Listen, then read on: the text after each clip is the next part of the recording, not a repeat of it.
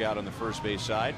And first of all, congratulations, Jeremy. And when the game was over and you were driving home and you were going over everything that worked for you last night, or everything that you enjoyed last night, what stands out a day later? Probably the crowd, being out there and have a nice ovation, and just the fans were into the whole time. So that was probably the most fun part. Jeremy, what a lot of us like to watch is the way you take the mound. You hustle out to the mound, you run off the field. After you made the out, they made the out on your last night of the game, you pointed around to your fielders and were giving them extra love. How about the humility, and why are you so humble? Well, I think the longer you play, you realize that it takes an awful lot of people, not just the pitcher, to have games like that. And Salvi was great all day. And defensively, I can't say enough about the plays that Moose and Alcides and Haas made in the infield throughout. So, those type of games just aren't possible without those plays that save you a bunch of pitches and that is it raining? Save runs and hits and everything else. Yeah, it is. It's snowing here still. Yeah, and by the way, you can tell Guitarist that we don't just have a tight shot on you. We're watching you. We got a second camera angle on him. So if this ends up in a court, he's busted. We got the videotape. I'll let him know. Jeremy, you've moved your family out here. How you guys enjoying Kansas City so far? Oh, it's great.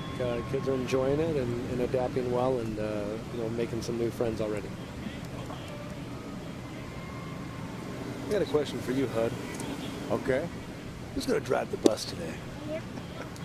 Who's going to drive the bus? I'm going with Low Kane. Low Kane to win right here. He might even get him in this at bat. That's an easy guess. He's been driving the bus, man. Look at it. He's hitting 389 off of lefties. A lot of people try to sneak a piece of cheese by a hungry rat here with Low Kesey, huh? And a hot, hungry rat. Jeremy, you shocked the house at the K yesterday. Your first career shutout. And the people were loving on you, man. They were giving you all kinds of accolades, man. Now you're a Twitter guy. Did you blow up last night or today with your Twittering? Oh, there's always a lot of support. You pitch good, you have a lot of support. You pitch bad, you got a lot of people that hate you. So you take it even. Stay as even as you can, and hopefully they don't hate you as much as they say, and hopefully you're not as good as they say you are. So it's just a fun way to interact with the fans. Hey, when you were warming up in the bullpen before the shutout last night, were you ever thinking to yourself, call the cops, I'm going to throw a shutout?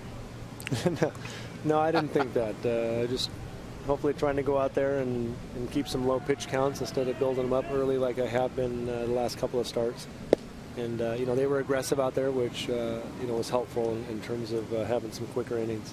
In all seriousness, Jeremy, I mean, how much does a good warm-up session in the bullpen transfer over to the game? In other words, how often do you know, okay, I think I'm gonna have a good game tonight based on warming up? I like to have a good warm-up. A lot of pitchers, it doesn't affect them, and I'd say for the most part, when I have had bad ones, I've also pitched very good games and pitched bad games after a good one. But if I could choose, I would like to have a good one where everything feels nice and calm, and I'm able to execute the pitches and hopefully carry that out onto the field. Jeremy, what does Wade Davis need to do? We've been talking about it up here today, to get those opponent average at 369. How's he going to bring that down?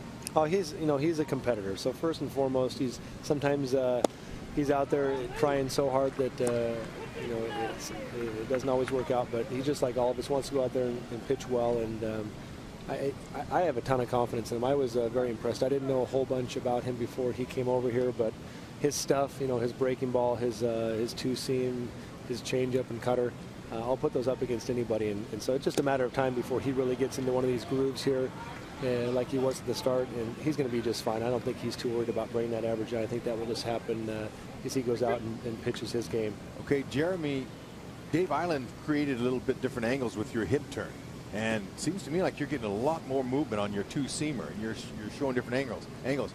Is there anything that Davis can do for that?